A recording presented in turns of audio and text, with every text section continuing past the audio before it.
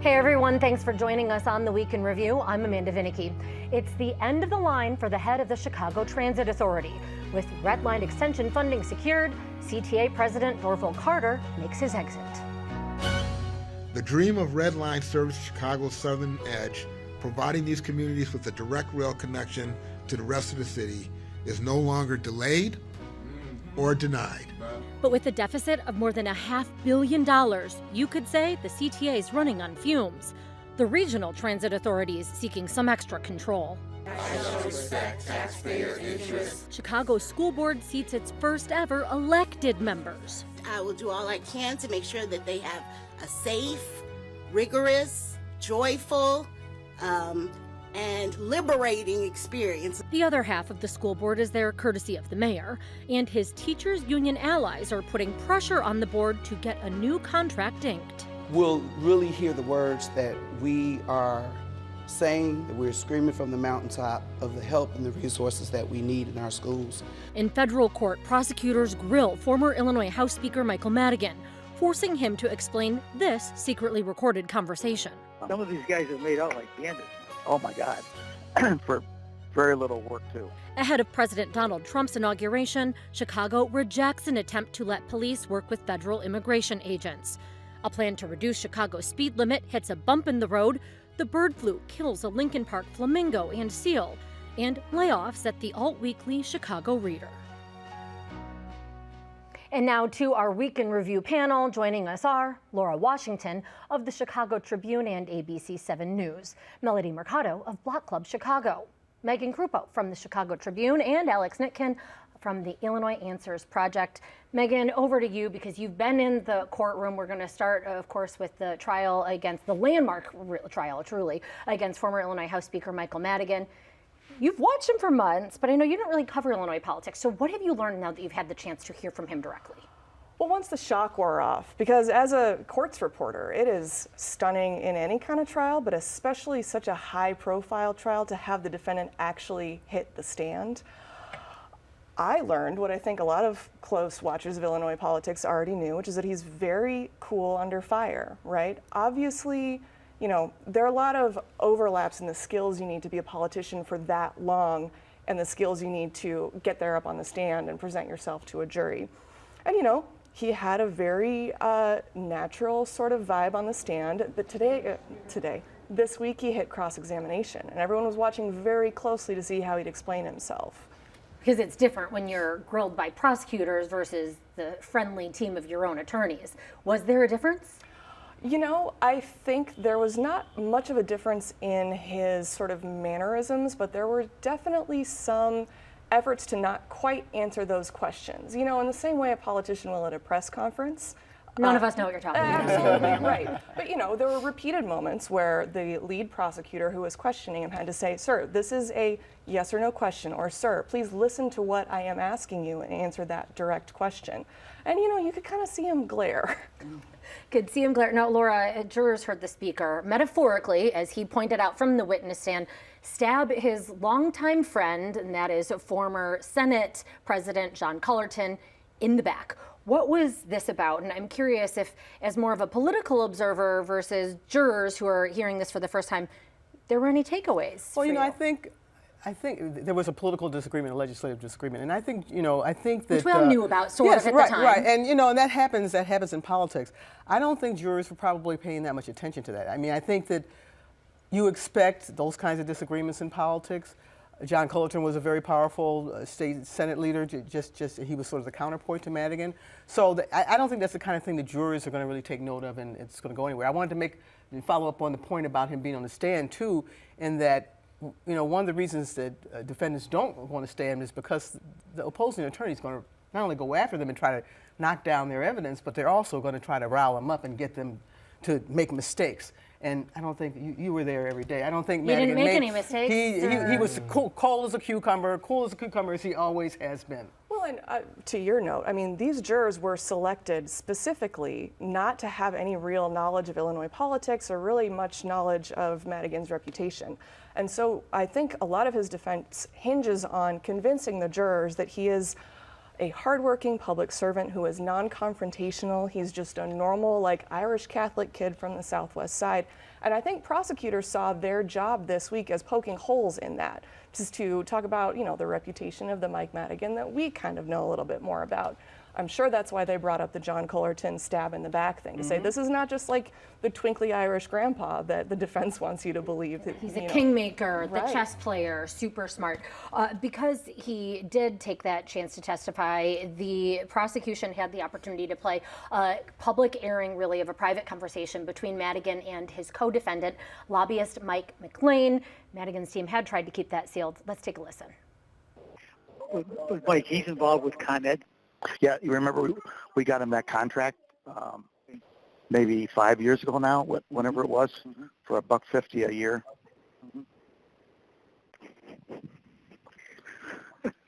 Well, if you remember, Some of these guys have made out like bandits, Mike. oh my God, for very little work too. And just a note, I believe that we had the attribution confused there. It was, in fact, Madigan who said these guys made out like bandits, not McLean. So that sounds really, really damaging. Is it? Well, I mean, you can see why the defense fought like gangbusters to keep that out of the trial. And initially, the judge ruled their way. Madigan, like you said, by taking the stand, the judge kind of changed his mind on that. Now, what the defense will say, and what Madigan on the stand said, was that they were not talking about anyone involved in this case, right? Obviously, it sounds terrible to jurors, and what prosecutors pointed out on cross-examination was that he did use the plural there, some of these guys, which really opens the door for the jury to wonder who exactly they're talking about. I'm wondering, though, because the person that they were talking about, and to your point, this defense had said this trial isn't about him, was about union leader Dennis Gannon. In the beginning of the conversation, he said, wait, who are we talking about? Didn't seem to remember helping Gannon get any sort of contract with ComEd. Is that something that the defense team has honed in on and that maybe absolves Madigan in any way? Like, I don't even remember helping these folks out. Well, and the defense has said there is no evidence that he ever did help Gannon get a job, and prosecutors have not directly alleged that. So make of that what you will. Yeah, I think definitely the defense attorneys, I would think in closing arguments, they would try to remind jurors about that, because there are a number of other points in his testimony where he says he didn't remember certain things. He didn't remember someone being on someone's payroll. And this is another, this could make the case that, first of all, he's not as deeply involved and he's not as culpable as he may appear to be, and this is an example of that. He doesn't really have any recollection of these sort of things. this argument that it was McLean who was really pulling the strings without Madigan's knowing, which is why McLean has again said, hey, separate me from Madigan. But that didn't work. I mean, they've already made that request and that's been denied by the judge, right? Correct. Twice now, if I recall correctly. But yeah, there were definitely moments when Madigan on the stand was trying to distance himself from McLean. Let's move to city council chambers now, where this week there was a 39-11 split on a failed move that would have diminished Chicago's sanctuary protections. Now, Melody, what would this have done? So this would have allowed Chicago police to work with ICE to allow ICE detainers or ICE holds of undocumented individuals in Chicago that would have been arrested for specific crimes related to gang activity, drugs, prostitution, or sex crimes involving minors. This obviously did not go through. Immigrant advocates argued that this would open up the door to make undocumented individuals scared to call 911 because of their immigration status, and also argued that this kind of goes against the innocent until proven guilty, because you are holding someone in jail even though they have not been formally charged with anything or proven that they did anything. Arrested. They haven't gone to trial. Exactly. There's no verdict there. This, of course, comes as President Donald Trump is going to be returning to the Oval Office on Monday and promising this crackdown on immigration really from the jump. The city is doing a lot to prepare for this, Alex. Yeah, it's a big part of looking and trying to see how much of the federal grant money that is so vital to so much of what, not just CPD, but the whole Chicago Police Department, but the whole city at large is really dependent on. And it's a question of, would the Trump administration really follow through on its threats to withhold some of that funding? Because that's really the stick that they have over the city, that's the power that they have. They can say, we're not going to give you funding for these programs. And the question is, both in a political sense, would they follow through on, say, depriving CPD of critical resources? And also politically, would they be able to do that? I guess how much do they really want to stick it to the city of Chicago? We'll have to see. Yeah, and a lot of families already very worried. I know I've seen on my social media feeds rumors about, ICE raids starting really next week. Right, and that's why this ordinance was, I think this is why people fought so hard against this ordinance, because this is going to reinforce the fear factor. And I think there's going to be a lot of fear out there anyway. And I think the city officials are preparing for raids. They're preparing for targeted raids. And I know you've done some reporting on this, especially in terms of some of the shelters. They know where to find folks, and they're going to go after them. And agencies are taking steps too. Right. Yes, I know that the city of Chicago has been planning various workshops, trying to work with various community organizations to put on these workshops of know your rights, and trying to get people prepared for a grand, like, what if this happens to you sort of a scenario. So that was Wednesday, which was busy because at the same time, residents who won in November office for the first time to be elected to the Board of Education in Chicago were sworn in. Alex, what is on the plate of this new, largest in the country, I believe, 20, because the mayor has yet to appoint somebody. Supposed to be 21. So eventually. supposed to be 21 school board. What's on his plate? Oh man, I don't even know where to begin. There is a massive fiscal deficit that there's still has not been settled, to say nothing of the Chicago Teachers Union contract negotiations, which are still ongoing. The position of CEO who's going to lead the whole district, including the legal question of how long current CEO Pedro Martinez is going to be able to stay. These are some really, really big, both short-term and long-term questions, including what is the identity of this school board going to be, how much power is it going to have, and in the sort of medium term of the next 2 years, while it's this hybrid board of 10 elected members, eventually 11 appointed members, what is that power balance going to look like? Any intel on what's going on with this missing board member that the mayor has to choose? Well, what the mayor has said is that it's a challenge. He wants to make sure he gets a good board member. But I think there's a backstory to this, and we know what it is, which is that there was a lot of trouble with some of his previous appointments, particularly the person he wanted to be president of the board, who had to step down because of some offensive social media posts. So I think he's been stung Learned a lesson. He's been stung, learned a lesson, and he's being probably more careful than he should have been in the first place. And he says he has ideas of people. I would hope so. I would hope so too. There are some people on his list, but of course he's keeping that very tight-lipped. There's a deadline when he was supposed to have met, but there's really no repercussion, it seems, for missing it. But there was a contest, by the way, for vice president of this board. The mayor chooses the overarching leader, but an appointed member won over the elected individual who had tried for the VP position. Is this at all a demonstration of the power dynamics of the board? Absolutely. I think it shows that the mayor still is wielding very large power over the CPS school board, and with that additional person, sort of whoever they may be, waiting in the wings, I think it's just a peek of what's to come. Even more so. So we're talking about an elected school board. It's historic, but is it as historic as it has been built, or? And but there were predictions all along that it wasn't going to be an easy transition. I mean, it continues to be very political. I mean, two of the members of the board are people who ran for the elected positions and failed to be elected, and yet they've been appointed. So there's questions about how democratic this system is going to be going forward. Now, obviously, as you noted, one of the main issues for the board is going to be dealing with finances. And this week we had the Civic Federation out with really a dire fiscal warning and even threatening a state takeover. Alex, what do we make of this report from the Civic Federation? And more importantly, I suppose, what is the board to make of it? I couldn't tell you what the board is to make of it. I think that it lays out a lot of the really dire, wouldn't say necessarily dire, but very serious stakes that are ahead for example, who is going to pay for this? I think it's $250 million pension payment to the teacher pensions that the CPS and the city of Chicago are playing hot potato with and saying, no, you were responsible for that.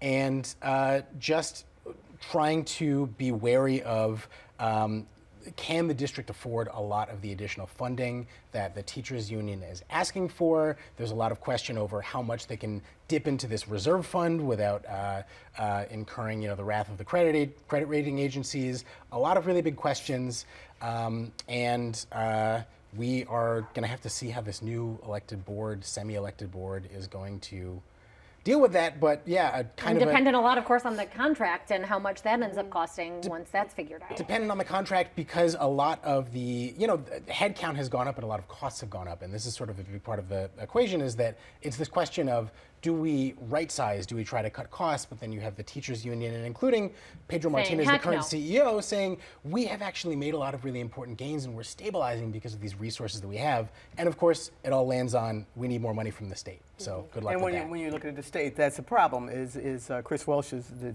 Speaker of the House, said this week, it's going to be tough getting money.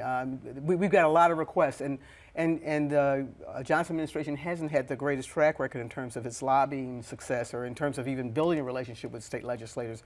So in many ways, they're starting from ground zero at a time when there's a lot of sort of other below zero, starting in the negative, really, given the state's financial Yeah, there's so duress. many other pressures on state government. RTA, CTA, you name it, so they're going to have to stand in line. Well, and the city got a downgrade to its credit rating this week from S&P, Melody. Why? And yet you have the mayor pushing back. Yeah, so the reason why the S&P went forward with the downgrade is because although the mayor went forward with the supplemental pension payments, they argue that the 2025 budget relied too heavily on one-time revenue resources coming in.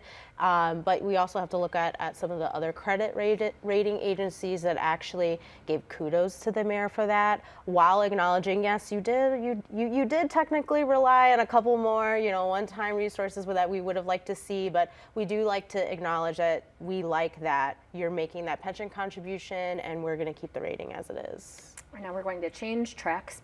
You know where I'm going with this. Longtime CTA president Dorval Carter is out. He's leaving it to instead head up a hospital. Now, Megan, as just somebody who rides the CTA buses or trains, are you frustrated with the service? Was he, fairly maligned here? I will say, and this is strictly anecdotal, I will say I have noticed it getting a little better in recent months, right? But it's not that long ago that I was seeing like 15, 20-minute waits between trains at rush hour, or trains that were promised on the tracker but never appeared, right? And so you're just sitting on this freezing platform feeling miserable. And it just, I don't know, there's like a morale problem that goes with that. I mean, a good transit system is a symptom of a world-class city, right? A symptom of a functional city. And it just, I don't know. As someone who came here from not Chicago, the moment I realized that you could get anywhere for like $2 was revelatory. And I don't know, I would love to see the quality improve to what the city deserves. So much of the criticism of Carter was that he might have been good at bringing in federal funding, and there's this red line project, and yet not the operational changes. So what does the CTA need to do to improve? Well, I think there is a long list. I think, of course, as Megan was saying, improving wait times. In addition, safety on the CTA, overall cleanliness, having a leader that actually rides the CTA. I know that my colleagues at Block Club have done extensive reporting on Dorval Carter and how, for what period of time, he had only swiped his card 12 times in the period of 2 years.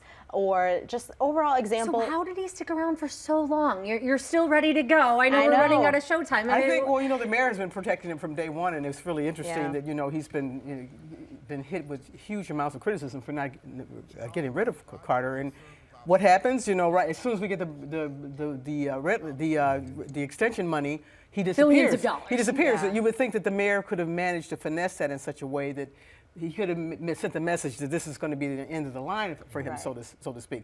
I think that the whole issue of funding is going to be crucial, and the whole issue of who is going to run the CTA. There's people in Springfield who would like to see some consolidation. Every transit agency involved is fighting that, of course, because they don't want to give up their power. They don't want to give up their control. With the RTA already making a bid to say, hey, we'll handle all the ticketing. Right. We can handle this and be seamless. I wouldn't trust the RTA to handle the CTA. just like you say, the officials are not writing it. What do you think the RTA, how close is the RTA going to be in terms of understanding and connecting to the needs of the CTA? Well, this is among the many changes that could be coming to downtown, because you have a couple dozen really of the city's most prominent leaders pitching a bid to do something to bring more folks in.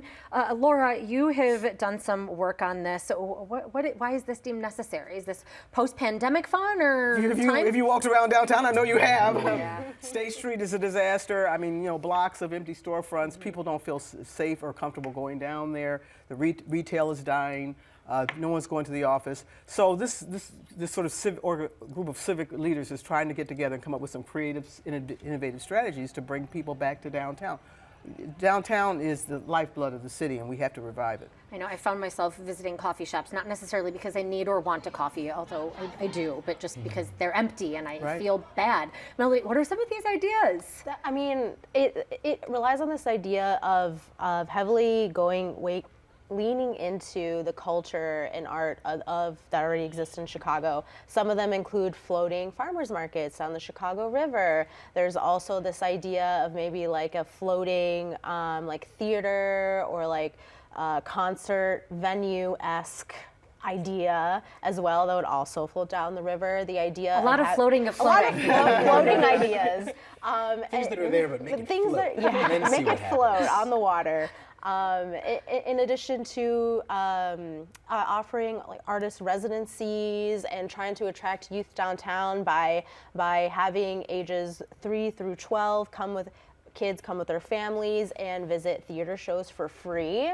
The idea is that by like heavily leaning into this, that we create a downtown area that will naturally thrive because people want to be here to experience the culture and the art that they create by having residencies and all. So some those perhaps things. more realistic than others. I know some of my mom friends sent around that idea of free shows for kids. Score. Yes. But maybe we'll see. We've talked about the CTA. Other ways you could get downtown, of course, would be driving. And Alex, although other cities have sped ahead with lowering speed limits, Chicago is not one of them. Why the hesitancy from Chicago? Yeah, it hit a roadblock, speed bump, whatever you want to call it, in the city council. This is an effort that has been brewing for more than a year, starting from Daniel Espada, the chair of the Pedestrian Traffic Safety Committee, trying to bring this forward with the backing of a lot of advocates who have pointed to some very clear mounting evidence from all over the country, other cities around the world, saying, look, when we lower the speed limit, fewer people die, there are fewer crashes. Research is very clear about how much likelier you are to survive a crash if you're hit just at 25 versus 30 miles an hour. That is all certain. Everyone knows about that. The real X factor here, and a reason why it didn't have enough support to pass, is because of enforcement. That's really the big question around this. Everyone is worried, am I going to get more tickets? What is this going to mean? Presumably the 6 mile an hour trigger for getting a ticket will be lowered to 31 instead of 36 miles an hour. And we know from research just in Chicago's automated camera enforcement system that the impacts of ticketing are not evenly spread, that it is really inequitable with drivers of color bearing the brunt of that. And so that's where you saw a lot of the most, I would say, of the trepidation and hesitation in the city council. So instead, they're moving forward with what they call a working group to look into how to, strategies to make enforcement more equitable, or to sort of calibrate where the cameras are a little more closely. The proponents will also point out that it's also an equity issue to... And well, because it's also a matter of safety in that you have disproportionately Black and Latino individuals have a higher incidence. I know our reporting has shown of dying in a traffic crash. So a lot to figure out. That is going to be our end note. Our thanks to Laura Washington, Melody Mercado, Megan Krupo, and Alex Nitkin. We will be back to wrap things up right after this. Chicago Tonight is made possible in part by the Alexandra and John Nichols family. The Polk Brothers Foundation. Additional support is provided by tonight's presentation of Chicago Tonight, Week in Review, is made possible in part by Ann and Rich Carr, BNSF Railway, Francine and Dr. Anthony Brown, and the Mullenhour Progressive Philanthropic Fund, in honor of Ida Mollenhauer, supporting quality journalism.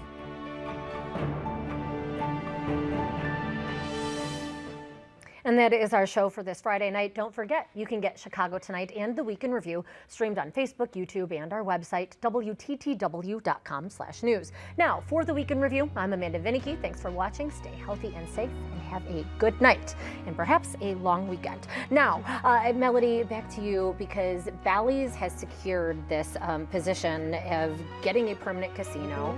We've already seen, unfortunately, the Chicago Tribune publishing plant lockdown because of it. But now they want a tax break. Why wasn't this ironed out in the early part of the deal? Oh, well, they argue that former Mayor Lori Lightfoot left the door open for them to be able to apply for this tax incentive, but now the mayor is saying absolutely not. He doesn't want it to give it to Bally's because that would increase the tax burden on the rest of Chicagoans if we give Bally's Casino a significant tax break on their property assessment, which, if approved, and it's likely not going to be, it would last for 12 years. So is this just a gamble? Really? I'm very serious. Yeah. You could say that. I mean, it's not a very good look for them to now come partway through the process. They've already demolished the beloved Freedom Center, and now, in the middle of it, to be able to say, actually, we need a little bit more money. It's hard to... Is it a sign? Closed captioning is made possible by Robert A. Clifford and Clifford Law Offices, a Chicago personal injury and wrongful death firm, and proud sponsor of programming that offers advice and strategies to enhance the physical and mental well-being of fellow legal practitioners in Illinois.